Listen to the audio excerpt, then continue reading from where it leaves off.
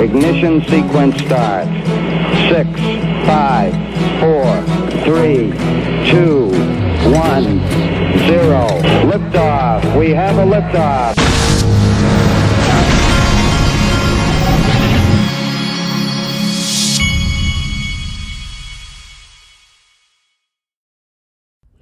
Hey everybody, this is the Digital Asset Investor, and we're going to start off with something interesting here. Check this out.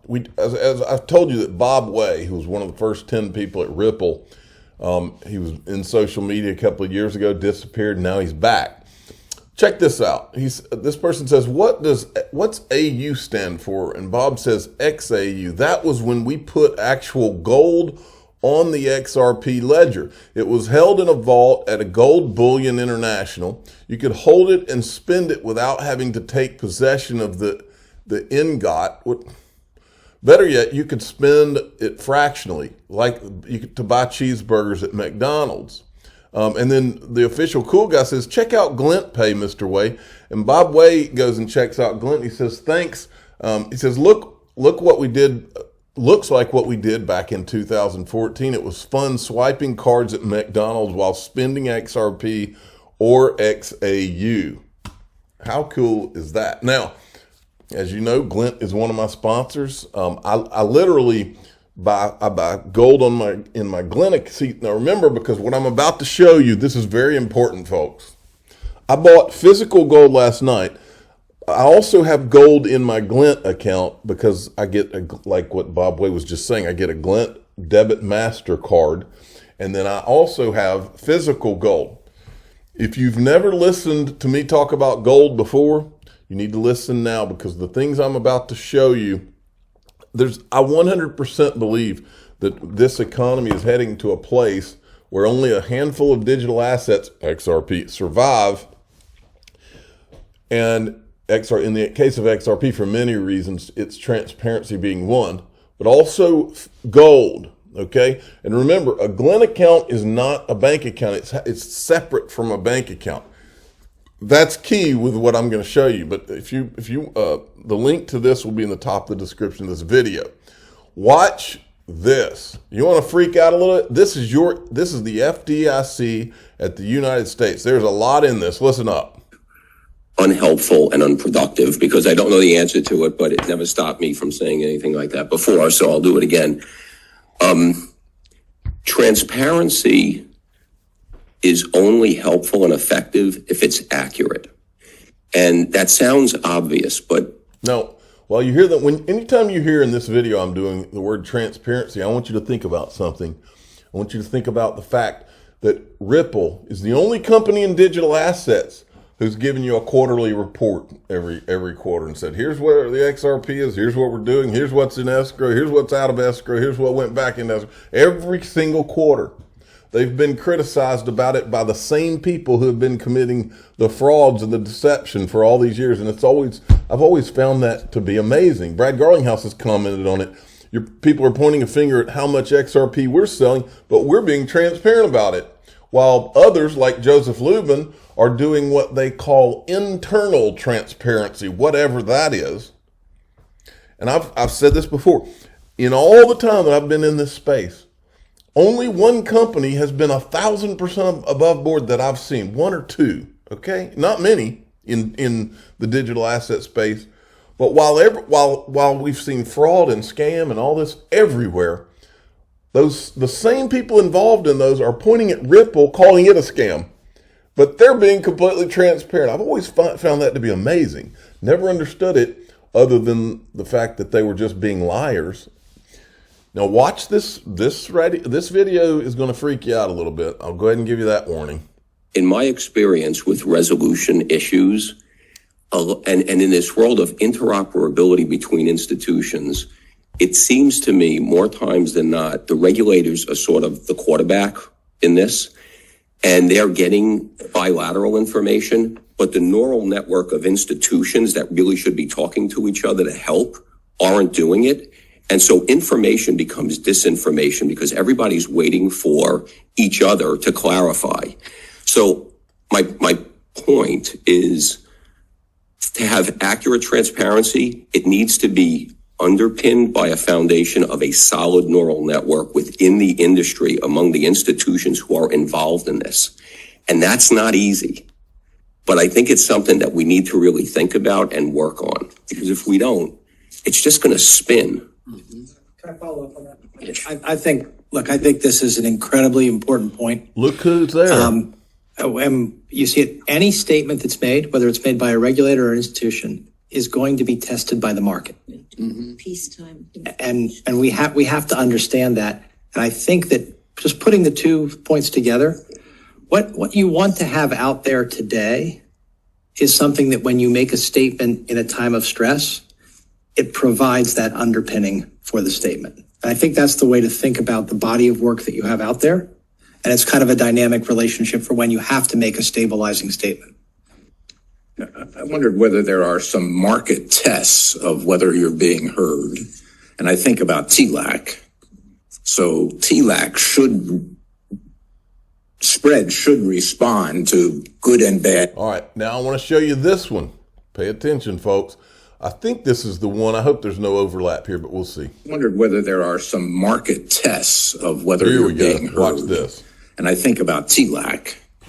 So TLAC spread should respond to good and bad news about the institutions. And it's really important. I mean, it's a little bit conflicted, right? I mean, it's important that people understand they can be bailed in, but you don't want a huge run on the institution. But people understand that they can be bailed in, but you don't want a huge run on the institution. In other words, let's keep it all in this meeting, folks, because we don't want people out there to know that bail-ins are a real thing.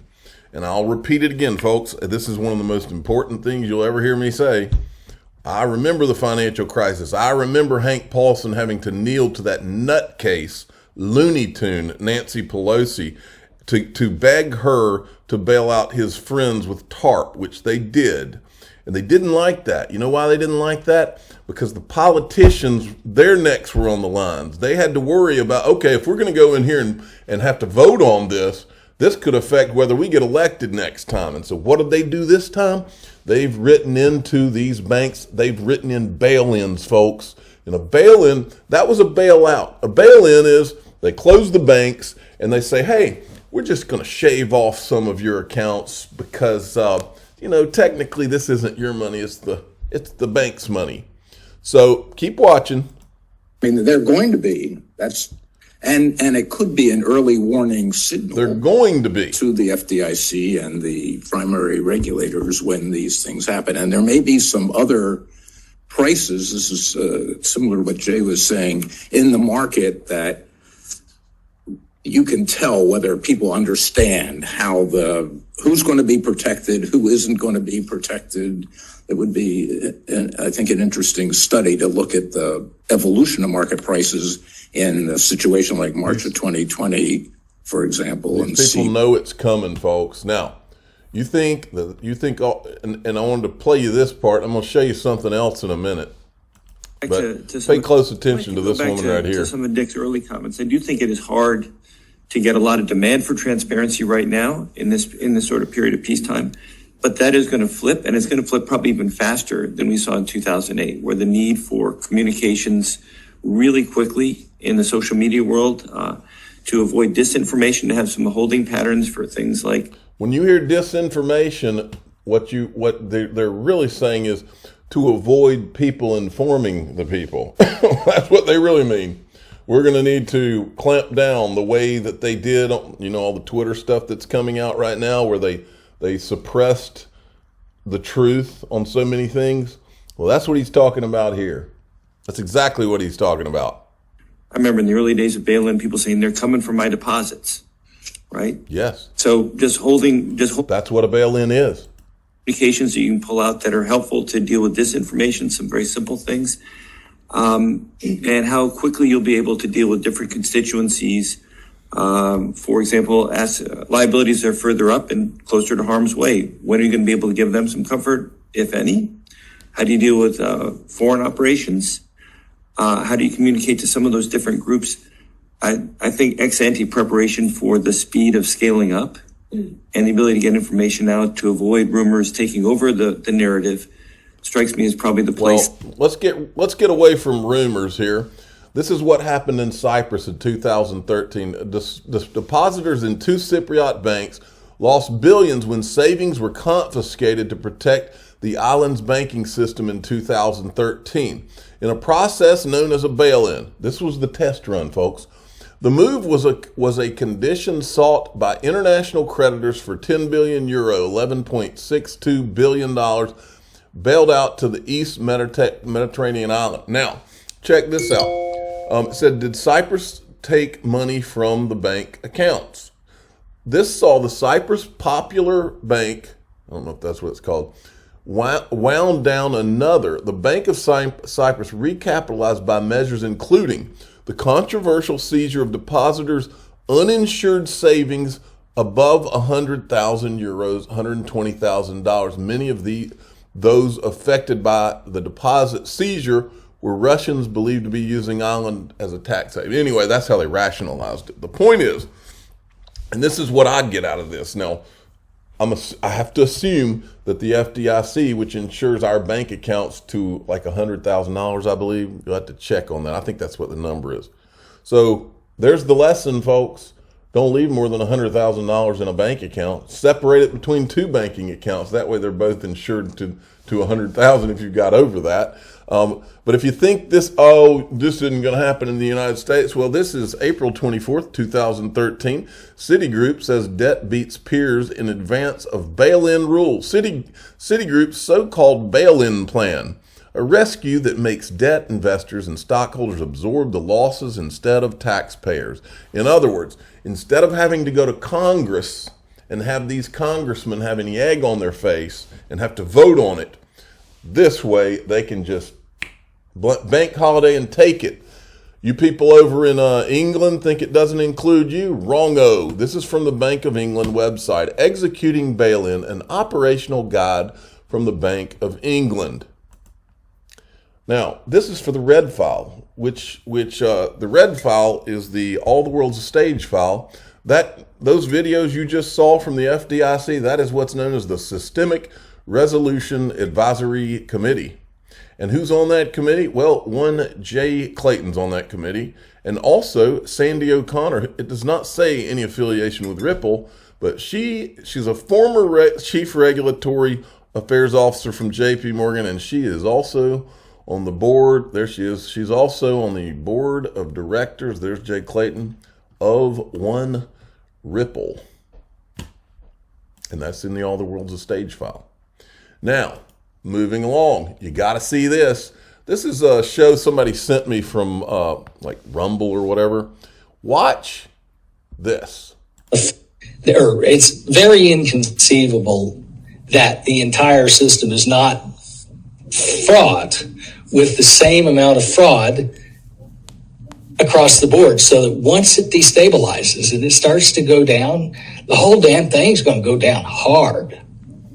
And all I can suggest, and what I suggest everybody to know, is get to the sidelines, get to safe ground, because when some bitch goes, it's going to be ugly.